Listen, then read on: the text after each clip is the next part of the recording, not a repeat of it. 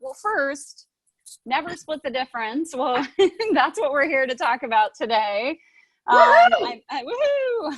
I'm assuming you all had a chance to at least hopefully scan even a video just to have a sense. Read the book? Raise your hand. I know, right? Raise your hand if you read the book. We'll come off screen share in just a sec. But just I'm going to give you kind of the lay of the land of the next 2 hours. So we're going to do intros. We'll do a round robin intro. I'm going to call on you ladies one by one, so there's no, interrupting each other kind of thing. We'll do Hollywood Squares. So I'm just going to shout out your name. You'll come off mute, and you're going to just tell us who you are, what's your business, and most folks here are Hair Hub members. I think we have a few NAVO members here too, which is awesome. So if you are a Hair Hub member, what location are you in? And what do you want to walk away with tonight? So we'll do that pretty briefly, just, a few sentences. Then Michelle and I are going to go through the overview principles. That's another document that's linked in this document right here that's down below where it says overview document, Felena's notes. Michelle is quite a connoisseur of this particular book, Never Split the Difference, and in so much that she has done their live training, which we'll talk a little bit about with Chris Voss's team. So she is our resident expert. I am just a fan. So we'll go over kind of the big picture principles, get everybody caught up to speed. We'll do one more round robin for anybody who wants to chime in, which is, what'd you learn? What'd you love? What have you put into practice, if anything? Yeah, the book's not that sequential. Yeah. So I tried to kind of break it down what I'm calling 7 steps. And again, just want to mention this is a dance, right? So it's not you go from 1 to 2 to 3. You might go from 1 to 2, back to 2, then to 3 to 4, then back to, it's a bit of a dance here. So we'll talk about that. But at the highest level, kind of the NLP and innate needs of people is what we want to keep in mind when we're negotiating. So number one, people want to be understood and accepted. I know we all agree with that. And I would also add heard. So heard, yes, absolutely. You're right. Like Chris in the live class said 90% of it is just having the other person know that you heard them. Yep, absolutely. I hear you, girl. You got this. I love it. They need to feel safe and secure. And they also ideally want to feel like they are in control. And those are the top of the pyramid, highest level things that I personally took away from Chris's messages in this book. Other than that, Michelle, you mentioned feeling heard. What else at the highest level do you want to share? I would say the way that someone else feels that they're in control is that they're heard. So actually, and whoever watched all my videos, I always say listen 80% of the time and talk 20% in any sale. But after going to Chris's class and talking to these guys, it was even more like 95% listening.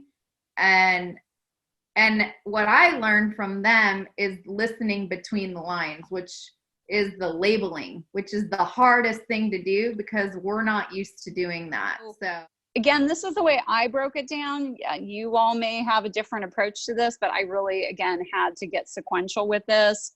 So I broke it into 7 steps. That's not exactly what he does, but it worked for me. So we talked about some of these a little bit. Step number 1, this is a no-brainer. Like, we're good at this as women, right? We are good listeners. In general, I think women are good listeners. So, really just having a true desire to understand what the other side is experiencing. Just listen. And I will say, I inherently am good at this, but sometimes when I get into a negotiation, I talk too damn much, and we'll talk about that. And I've done it. Yeah. And here's the other thing. I just remembered it. When we listen, it's also not, it's always about them. But I think like in my previous learnings and stuff, there's like building rapport and we want to talk and try to get on the same wavelength with people. And Chris explained it so good in class. He's like, you can listen empathetically and have nothing in common with the other side. And when they were negotiating deals with hostages and crazy people, he's like, Michelle, do you think I had anything in common with those guys? And I was like, oh, you're right. No. But it's one of the most difficult things to do is to listen, but not talk a lot, Felene. But I think the women and we talk a lot because we want to like connect with them. And that in the negotiation part, that's actually not the most important thing. Yeah. Yeah, absolutely. That's what I forgot and it came back. Nicely done. Okay. Here we go. Step number 2, mirroring and tactical empathy. Now, some of the words again that he used in here, this is, I mean, he's a dude. Some of this is very dude language in my book. So you'll see when we get into the card negotiation and do the role playing, I tried to give you examples of this. So mirroring, I think a lot of us do get, right? I mean, it's simply if someone's speaking rapidly, it's paced with them. If you are doing body language and you can see the person, get comfortable, mirror what they're doing. But the tactical empathy, do you mind explaining that to Miss Michelle? Sure. So tactical empathy is kind of like what I was just saying with the hostages, where you can be completely empathetic, even if they're a psychopath. My internet sucks. I need new internet, but hopefully you guys heard that. Hopefully you'll negotiate something soon. Yes. I know. I was like on the phone with Chase and Wells Fargo. I'm like, I'll deal with AT&T tomorrow. But that's what being empathetic, and he talks about it. And if you read the dictionary definition between sympathy and empathy, they're different. And we don't want to be sympathetic, but you want to be empathetic to how someone might be feeling. And whoever was sharing earlier, when you can label, and this is the most difficult thing for me, I'm going to go to suicide hotline training to learn how to do this, because that's what he recommends. To learn what the emotion is of the person based on what they say that they're not saying. And being empathetic is really being like listening. And, if you do take notes, like I take notes, sharing with people that you will take notes because you really want to capture everything they say, and sharing that is the level of empathy. And I'm going to just stop sharing my screen. I'm going to find my notes and see what else he said about that. Okay, perfect. While you're looking that up, I am going to go to labeling because we want to make sure we've got some good time for the role-playing piece of this. So as was mentioned in the intro, this can be the most challenging one. So labeling emotions. So I give you some examples here. It seems like, it sounds like, it looks like. Chris talks a lot about just slowing the whole negotiation process down. And I'm being very dramatic as I say that, because I mean, that is one of the main takeaways. I think for me personally, and I think some other women might agree with this, we just want to get through it as quickly as possible. Like, this is not comfortable. I don't really like this. I just want to get it over with. Give me a price and I'm going to walk out the door. I mean, that's why CarMax has been relatively successful, is because they've taken the haggle out. But in a lot of cases, we still need to negotiate. So, labeling, regurgitating back, it seems like, it sounds like, it looks like, and then shut the heck up. Yeah. Right? Do not, just shut up, right? Because you usually talk yourself out of the deal, or the deal goes south because you started talking. The magic happens in silence, is what I would say. Yep. Did you find what you're looking for, Michelle? Still working on it. Okay, that's fine. I'm going to keep moving. Yeah. All right. But also, Felena, the labeling isn't completely repeating what they say. Good point. It's also this other skill that I don't think any of us are really used to. And what is that? That's oh, here we go. I found it. All right. I'm going to put this in the chat box. Okay, perfect. Okay. Labeling is like, here, I'll give you an example. You know, it seems like you all feel that negotiation will help you in your business endeavors.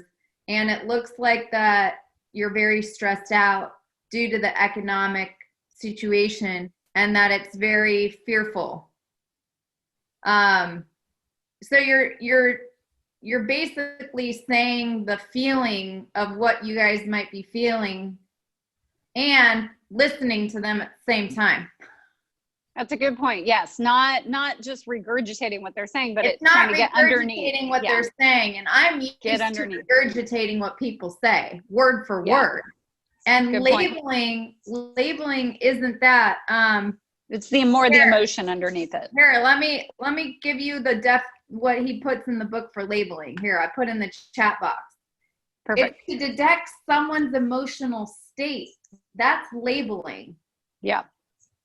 The repeating back thing that you say is a sales technique. Yeah. Right? So this is like a whole nother level of listening. And in the in-person class, we had to do this thing where you watch a 30-second clip and you had to say the accusation on it, you had to say the label, and all this based on just what someone was saying. You had to guess how they felt and what they were thinking. I was like, oh my God, it's the hardest task ever. I would say the labeling is going to be the area where we all need to practice the most, because I think we listen well, but do we empathize and feel what they're feeling? Yep, absolutely. I think we have some good examples of that in our car negotiation role play that's coming up. So hopefully, fingers crossed. Okay, perfect. All right. One of my favorites. That's right.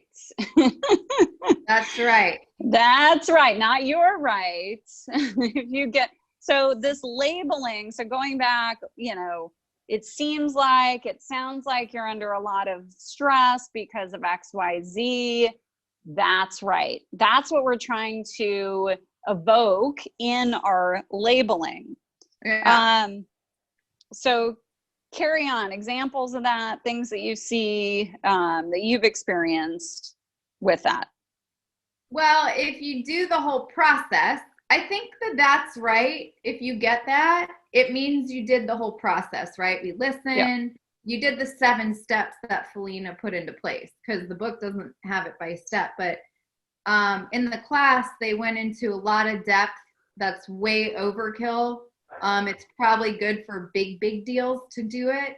But we have to prepare for any negotiation. And I think a lot of us might wing it. Mm-hmm. It seems like a lot of people wing their conversation, right? It looks like you could just get whatever you want when you pick up the phone and call your electric bill. Mm-hmm. But I put in there a video that Chris put up yesterday.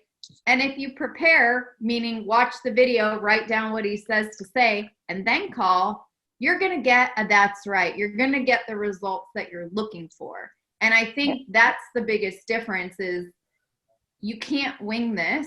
You've got to prepare and follow some of the steps and do what's in the book. But if you do all of it, like a pizza, if all the pieces are still in the pizza, you will get a that's right. And I've had it a few times. And I was like, whoa, okay. I got it, that's right. Yeah, but if you get it, you're right, then that's a different problem. That's not what we're looking for. Yep. He says, what does he say here? I have a note on it. Here, I'll put, if you get a you're right, this is what he says. The worst answer is you're right. You've agreed to their position and just get someone to get away from you.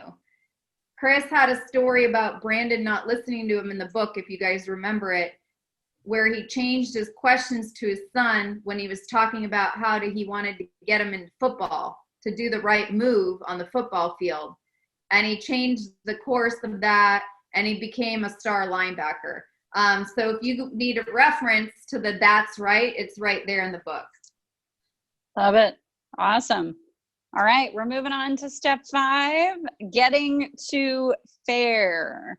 This is something that was totally new for me. I'm going to be honest. In any type of negotiation, really getting to that point of, I want you to feel like you're being fairly treated at all times. Please stop me at any time if you feel you're being treated unfairly, and I will address it. So really just, again, slowing it down, asking for feedback, asking how they're feeling, maybe going back to labeling, really making sure that it's like this whole thing feels just like inch by inch by inch. And again, it's hostage negotiation, which it is, is inch by inch, but applying this into business, again, the car role play we're going to go through, I just want to like get it and get out of there. So that's yeah. But then we don't always get what we want. So some notes I have on the fair,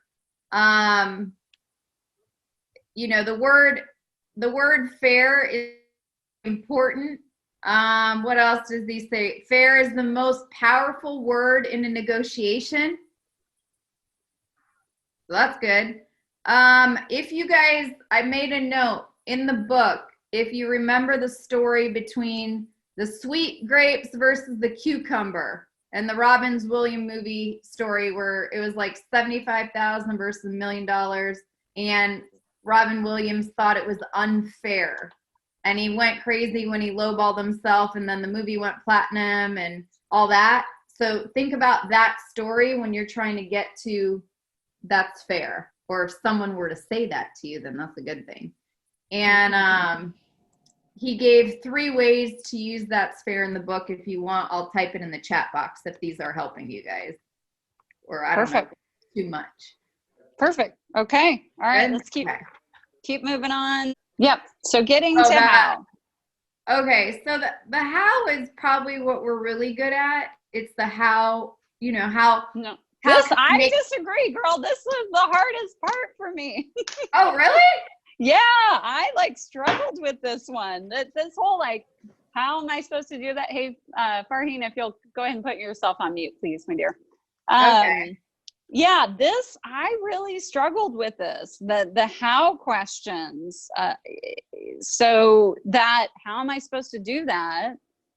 Yeah. So go ahead and go to the second page there. Yeah. Okay, here we go. So I love the how question because this is where you get what you want. I know. It's really, it's putting it back on them to solve the problem, right? Which was totally new to me. This whole idea of the other party has to figure this out for me was just totally foreign. Yeah, no, and it works like a charm. So I'll share a quick story. One of my friends, she's a registered dietitian for the Tampa Bay or Toronto Blue Jays, and she was overworked, stressed out, passed out on a flight last year, just overworked. And she used the how am I supposed to do that? I don't know, 20 times with her boss. She negotiated same salary, full benefits. She works 2 days a week. Wow. All right. If you just remember how am I supposed to do that at all times? like when you're calling your mortgage company and they're like, well, blah, blah. Well, how am I supposed to do that? But you have to stay silent after. You can't interrupt. Yep. Yeah. Yeah. Okay. And that's what he calls calibrated questions, which I didn't like that term. So I just put go to the how. So if you're wondering about calibrated questions, that's what he's referring to is the how am I supposed to do that? So I've got some examples when we get to our car negotiation here in a few minutes. Okay. And then 7, the numbers. So a couple tips on this. So number one, don't lead, right? Try to get the other side to anchor if possible. If you're pressed into a corner, start with a range. So from a salary perspective, you're negotiating a salary or contract, saying, the job paying by XYZ company is a range between 130 and 170, et cetera. So just kind of giving that range. I'll just zip through these and then we can go back and give some examples. Pivot to non-monetary terms. So, this is the dance, right? Like the wrap up, like if we're getting close, like let's throw in something that's non-monetary at the end to potentially kind of close the deal. This one's my favorite, the non-round numbers. I did this on them to get my position. Okay. So yeah, I was like, well, when I asked Brandon to talk, I said, Brandon, would you have 7 minutes to talk at 10:31 a.m. on Wednesday morning? And it worked. Okay. So the idea of when you're in this negotiation, you start to go to, you're getting into brass tacks and details, and you turn to your phone, open your calculator, and just like give it some thought, like pause, think about it, and come back with, and this is in the handout, something very specific. And Kimball, thank you for saying the non-round numbers, all right, I can do $37,253. So being really specific about your numbers, and we'll practice that a bit, and I'll take questions on that. And then again, non-monetary concessions to close. So, and again, this whole conversation is, you're so generous. Thank you so much. It's like we're on the same team. That's the whole theme of this, is now we're on the same team. We're in the same boat together. I really want to do what's fair. How about I give you blank to seal the deal? I really appreciate your generosity. How about we do this and that, and then we'll take care of this today. And then last, I'm going to ask when Michelle comes back to chime in on this, because this is an important one. And then we'll get input from you all as well, is the beware of yes, like driving to no. So when you draw a no from the other person, it gives them a sense of control. So some of the examples, and this is everything in sales I've ever learned, is like get to yes, get to 3 yeses, get them saying yes 3 times. But my understanding, or based on this book, is that's overdone and people know it. And so why not get any obstacles out of the way? So even, I love this, on an initial call, if you're cold calling somebody, saying, instead of is now a good time, saying is now a bad time, right? Because most likely, they're going to be kind of caught off guard, and if they say yes, and now it's out. But most of the time they're going to be like, no, right? Is there any reason you're not ready to invest in yourself or your business? Right? If you're trying to negotiate a contract or put that in your own terms. And even and Aaron Carpenter taught us that too, the kind of take it away. Have you decided this is something you don't want to explore? Right? Like pulling it back from them and creating a sense of urgency and scarcity. Hey, you guys have talked a little bit about the "you're right" thing, and I'm going to preface this. I forgot to say earlier, I did not read the book. I read a bit of a little handout about That's it. Fine. That's all good. But the "you're right" thing versus "that's right," I don't quite get that. Yeah. So basically, he's saying if they say you're right, then they won't own the conclusion. Their behavior won't change. If you hear you're right or I'll try, then you have to kind of come back with a calibrated question to try to get to that's right. Mm-hmm. So it's more, like, oh, you're right. It's like kind of placating somebody, like, oh yeah, you're right. You're right. See. It doesn't put you on the same team, right? If somebody's saying like, you're right. And because kind of the connotation is like, you're right, I'm wrong kind of thing. So the whole purpose of this is we're on the same team. We're in this together. So it sounds that it's, so I get that. It's almost like they're pandering. Like, you're right. So I get that. Well, because, we do martial arts. We do Aikido, which is a Japanese martial art. It's all about redirection and force, meeting force blindly. And so this is really fascinating to me. Mine was just more of a comment regarding the mirroring portion. Yep. I can do that just fine if that person's personality is similar to my own. My biggest challenge is when someone's personality is much different than my own. For example, if I'm talking to someone who's a really fast talker, I find myself getting just annoyed and kind of flustered because I'm like, I want them to slow down and process it the way that I'm processing things. So that I was just reflecting on the fact that is a trouble point for me. Yeah, thank you for bringing that up. And I think Michelle may have some comments on this when she comes back too, because there's a balance. It's not, if somebody's talking really fast, it doesn't mean you have to suddenly start talking fast. Mm-hmm. You actually might, in some cases, according to Chris Voss, actually use your language. He calls it the late night DJ, radio DJ voice. And for those of you who did read the book or saw any of his videos, you will understand what I'm talking about. It is the, hey, let's take this one step at a time. What I'm hearing you say is, you know what I mean? Like actually like pulling at things, like taking it way, way down. And of course he's talking about hostage negotiation. That's, right. That makes sense, right? But going back to what you're saying, yeah, it's not, it's a balance. It's like reading the person. Now, the best thing always is a face-to-face negotiation, right?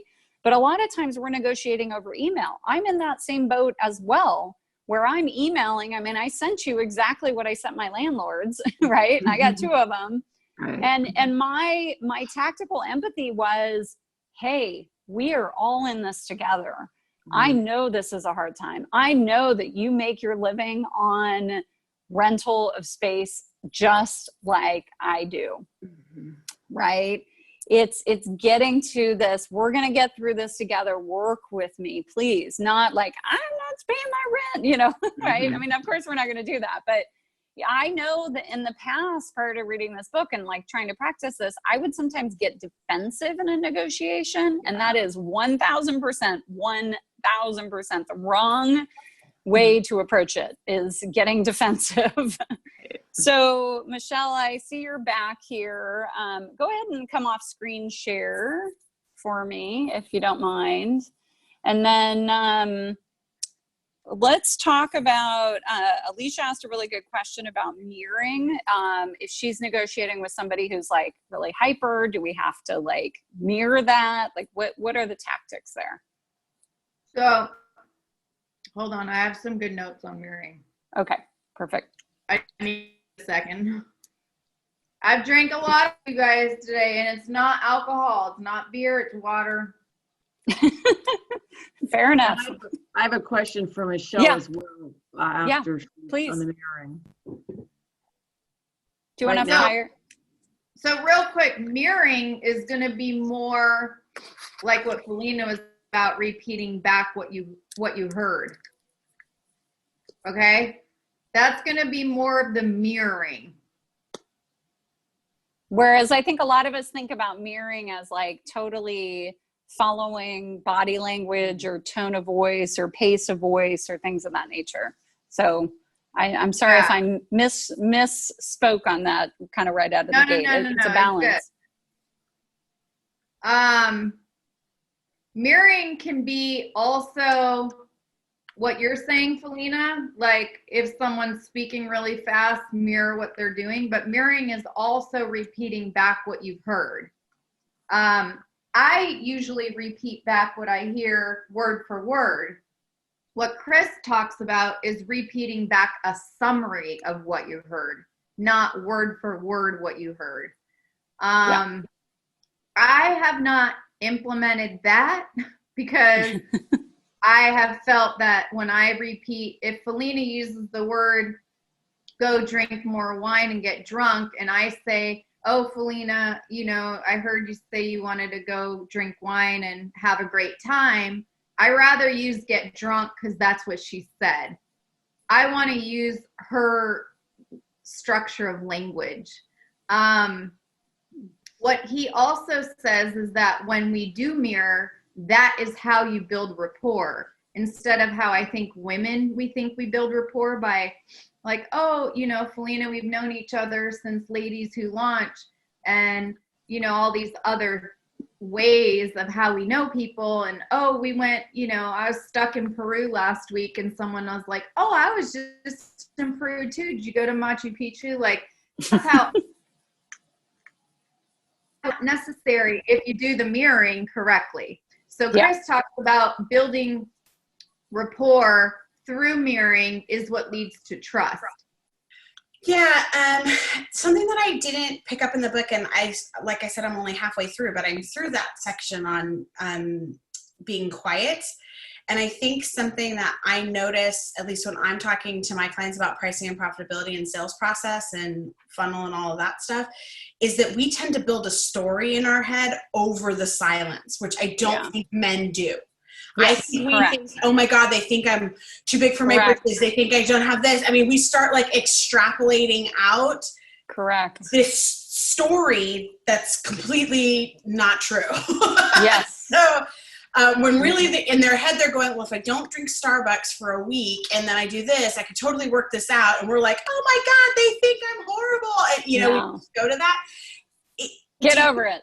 Get over it. Just I don't even have anything elegant to say to you right now, Nikki. Like, get over it. Like, you've got to stop the self-talk chatter in your head, period.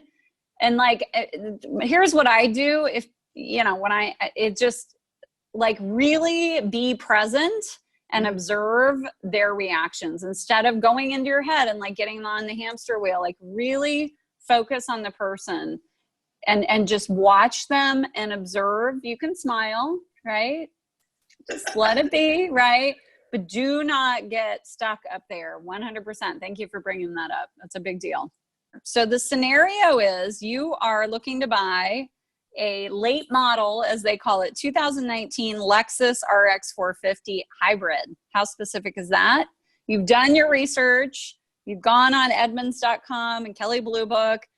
And the base price is $46,245. So you've done your homework, that.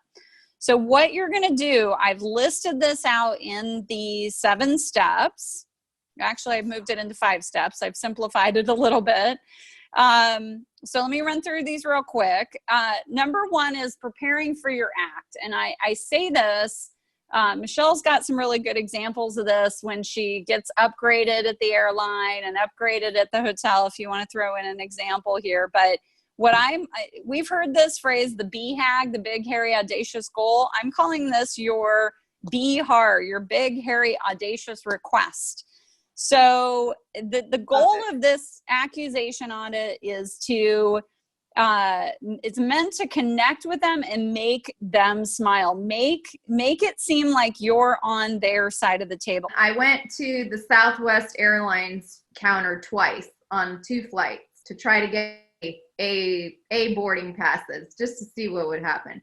And I went to the counter. I told the girl, hey, I'm getting ready to ask you a question that's going to make your job a lot harder, like with personality, And then she started to giggle. I was like, oh, this is good. And I said, this is going to make me sound like a spoiled Southwest rapid reward junkie who thinks she should get everything and anything she wants. And then they're like, well, what's your question? But you got to have some silence in between, right? And then I said, and this is from them, how bad of a position do I put you in if I get A1 through 15? You're asking the no question. You're eliciting the no question. Right. You're eliciting a no, which is the how, like the thing that Felena was talking about earlier, like, well, how am I supposed to do that? But that would be a follow-up for this. And both times they gave me extra time. She's like, well, you know, that I don't have a button on my computer screen.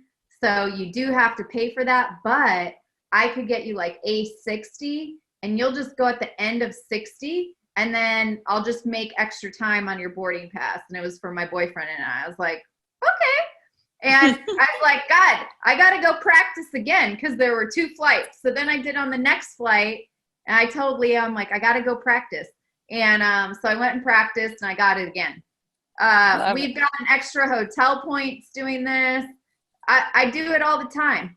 Everywhere I go, I try to do this just to practice and get the new brain pattern. I love it. So the accusation audit, you think I'm going to be high maintenance. You may think I'm going to waste your time. These are all things that you could say in a car negotiation. And then you're really trying to get them to the, you know, not at all, right? You're you know, getting that to know. So would it be ridiculous to, would it be impossible to, am I out of line to, is it crazy to think? All right, let's keep moving here. The what questions, get them thinking about missed opportunities. So what is your goal for getting rid of your late model inventory? What would make this month great for you? So getting to those what questions to create that connection with them, create that empathy with them. Mm-hmm. 4 is our famous labeling. Goal is to affirm and make them feel good, get them on the same team. So examples, it looks like you're under a lot of pressure to close out your month. It seems like things are a bit slow around here. It feels like you're being really generous in your offer. And then the real close, right? So, you know, that's a beautiful car for sure. I know I'm suggesting much less than it's worth, but, you know, blank, how am I supposed to do that? Or you could do, how can we make this work? And then save the how am I supposed to do that to the end. I like the how am I supposed to do that when I'm like out of options, if that makes sense. That makes sense. Yeah. So if on a car deal, you might want to try to start with how can we make this work? Because if you read the book, it says to go to the car dealership on like, well, you're probably not going to go March 30th or March 31st. But if everything were normal right now, we would want to go March 30th or 31st.